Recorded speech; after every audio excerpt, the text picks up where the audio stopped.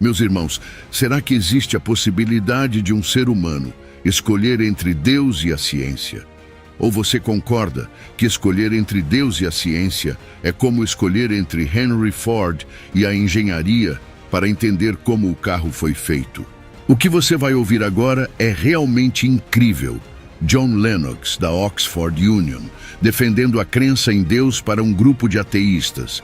Um testemunho forte que deixou os ateístas de cabelo em pé. Não tem como não sentir a presença de Deus neste vídeo. Ele fala de forma densa e rápida, então sinta-se à vontade para pausar e voltar para garantir que está entendendo tudo o que ele diz. Ok? Agora, vamos começar. Vou recitar para vocês agora toda a sua fala. Eu acredito em Deus. Acredito em um Deus que criou o céu e a terra e que mantém tudo em funcionamento. Acredito que, com base em evidências racionais, a ciência surgiu nos séculos XVI e XVII porque as pessoas esperavam encontrar leis na natureza e acreditavam que essas leis vinham de um legislador. Então, senhoras e senhores, não tenho vergonha de ser tanto cientista quanto cristão, porque o cristianismo definitivamente me ajudou a entender a ciência. O que me surpreende é que ainda há pensadores sérios que insistem em fazer a gente escolher entre Deus e a ciência, como se fosse necessário escolher entre Henry Ford e a engenharia para explicar o carro.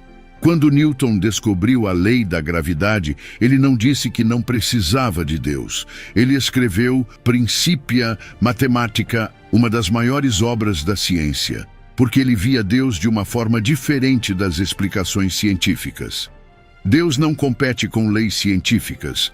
Sobre a questão de por que existe algo em vez de nada, Alan Sandage, um cosmologista brilhante que se tornou cristão aos 50 anos, disse que Deus é a resposta. No entanto, hoje em dia, as pessoas tentam desesperadamente mostrar que o universo surgiu do nada, o que me parece um contrassenso. Se eu digo que algo criou algo, estou assumindo a existência do que criou para explicar o que foi criado.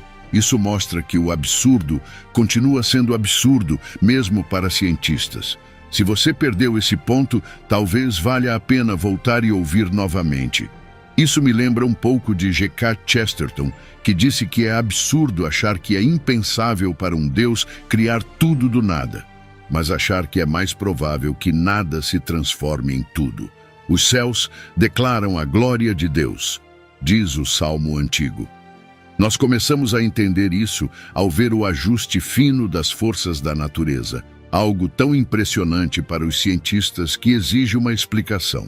Arnold Penzias, um ganhador do Prêmio Nobel que descobriu o fundo de micro-ondas, usado como evidência do Big Bang, disse que a astronomia nos leva a um evento único, um universo criado do nada, com um equilíbrio delicado que é necessário para a vida e que pode ter um plano sobrenatural por trás.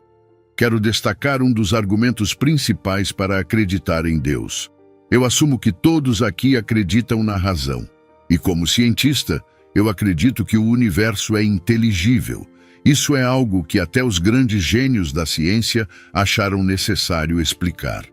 Einstein disse que a única coisa incompreensível sobre o universo é que ele é compreensível, e muitos matemáticos se surpreendem com como suas equações se encaixam no universo. A ironia do ateísmo é que ele não explica isso bem.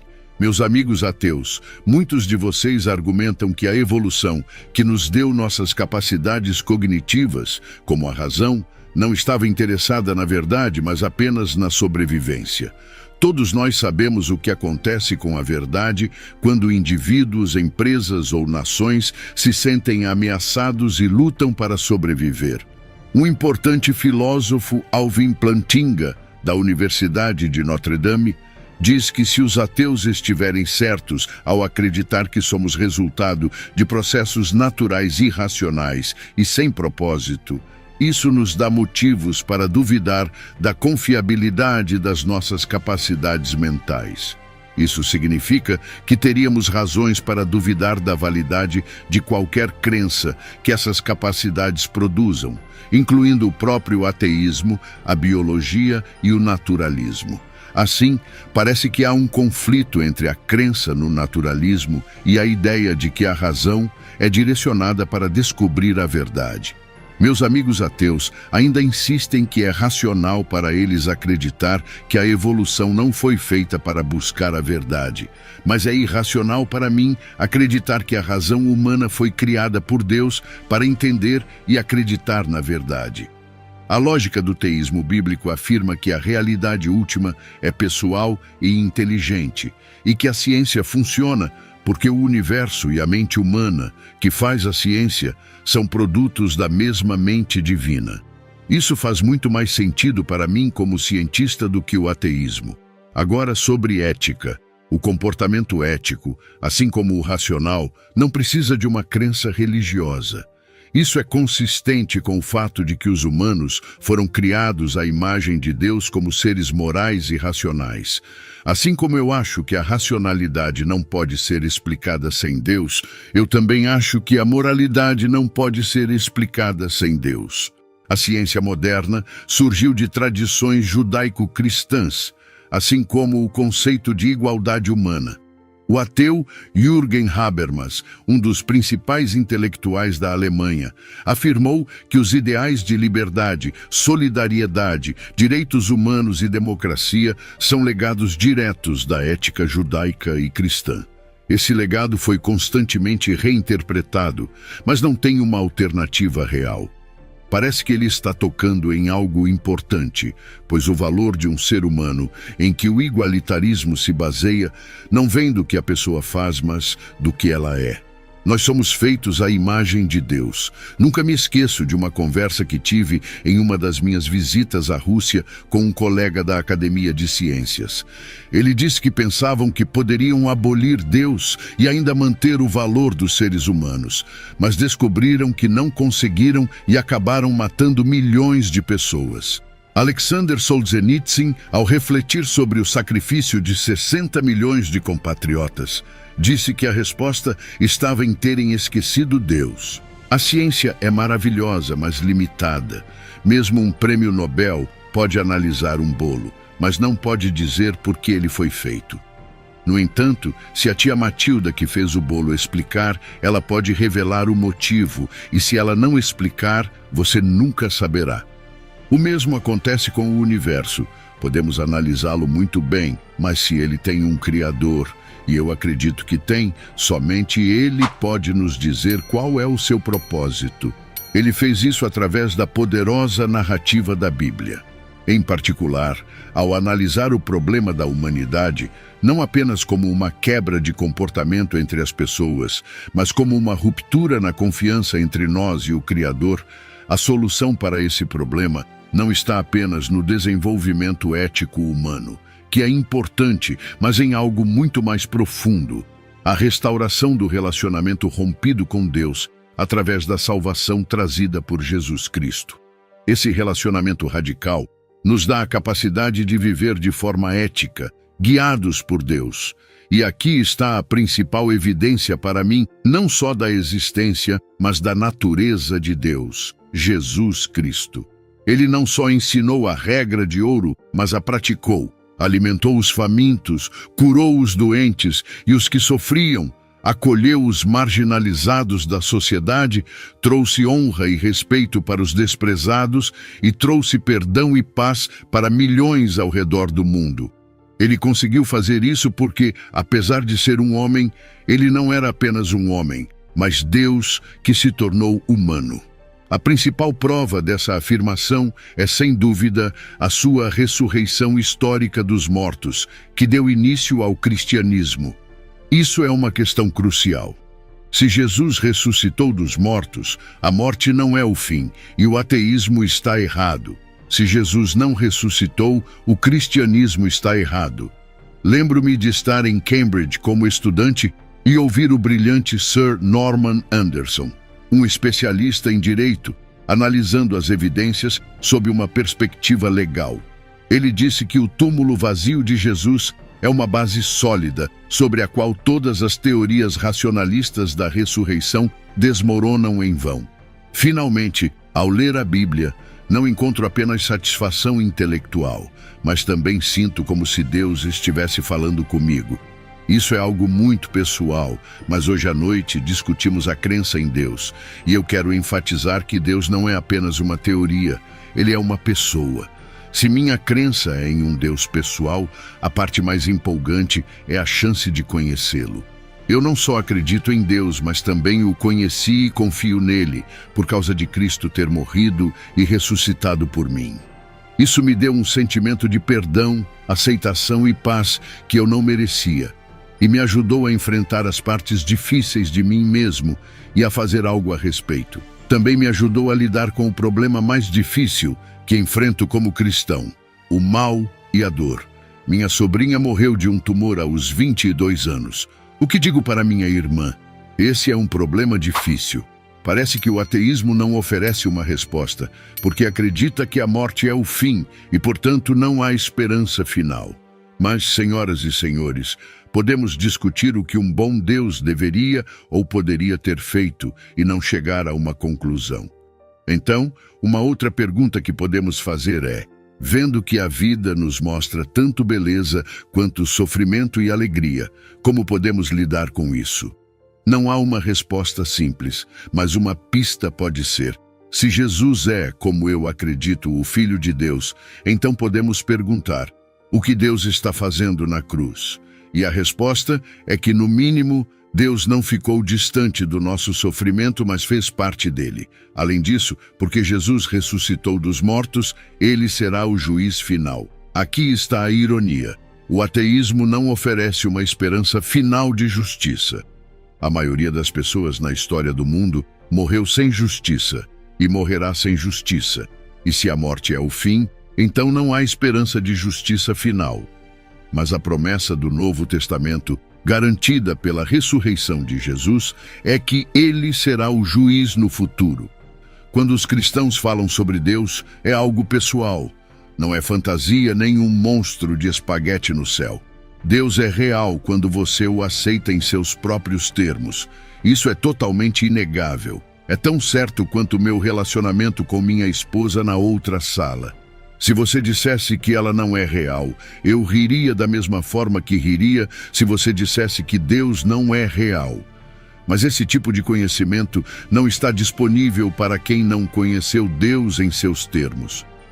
Então, senhoras e senhores, essas são algumas das razões pelas quais eu acredito que Deus é real e digno de confiança. Obrigado. Meus irmãos, eu realmente acho incrível o que o Lennox diz, porque ele começa explicando por que o cientificismo, que vê a ciência como a única forma de conhecimento, é limitado. Depois ele fala sobre direitos humanos, moralidade e finalmente chega ao nível pessoal, onde todas essas conversas devem terminar, que é a importância do nosso relacionamento com Deus. Por isso eu lhe convido agora a orar para que você, se não tem, venha ter esse relacionamento com Deus. E se você tiver, nunca deixe que esse relacionamento acabe ou se esfrie. Vamos orar? Senhor Deus Todo-Poderoso, nos colocamos diante de Ti com corações humildes e agradecidos. Sabemos que Tu és o Criador do céu e da terra, e que Tua presença é o alicerce da nossa vida. Pedimos, Senhor, que Tu nos ajudes a manter e aprofundar o nosso relacionamento pessoal contigo. Para aqueles que já Te conhecem, Senhor, não permitas que o fogo da nossa fé se apague ou esfrie. Revigora nosso espírito e renova nosso amor por Ti. Que possamos buscar-Te a cada dia com fervor e dedicação, e que a nossa comunhão contigo seja uma fonte constante de força e paz. Para aqueles que ainda não têm um relacionamento pessoal contigo, pedimos que o Teu Espírito Santo se revele a eles de maneira poderosa e transformadora. Que o Espírito Santo toque seus corações e os conduza ao Teu amor e à Tua verdade. Que eles possam experimentar a alegria e a paz que vem de um relacionamento verdadeiro e íntimo contigo. Que a Tua luz brilhe em nossas vidas e nos guie em cada passo. Fortalece-nos na fé e ajuda-nos a viver de acordo com a Tua vontade, sempre confiantes em Teu amor e em Teu poder, para que nunca possamos duvidar da Tua existência. Em nome de teu Filho Jesus Cristo, oramos. Amém. Se você concorda com esta oração, digite aqui nos comentários a palavra Amém. Dito isso, espero que quem estiver ouvindo tenha gostado tanto quanto eu, porque acho que é um erro separar esses tópicos e discutir apenas um de cada vez. Acho que Lennox faz um excelente trabalho revelando essa imagem da realidade, porque a ciência é uma das mais poderosas ferramentas que a humanidade possui para compreender o universo. Ela se baseia na observação, experimentação e análise sistemática para desenvolver explicações precisas e testáveis sobre o funcionamento do mundo natural. Através do método científico, somos capazes de descobrir leis e princípios que regem desde as menores partículas subatômicas até as grandes estruturas cósmicas. Embora ciência e teísmo abordem diferentes aspectos da experiência humana, eles não precisam ser vistos como mutuamente exclusivos. Muitos indivíduos e culturas encontram formas de integrar ambas as perspectivas, reconhecendo que a ciência pode explicar o como do mundo natural, enquanto o teísmo pode explorar o porquê da existência e da experiência humana. A interação entre ciência e teísmo pode ser enriquecedora. A ciência pode despertar um senso de maravilha e admiração pelo universo, algo que pode complementar e aprofundar a fé teísta.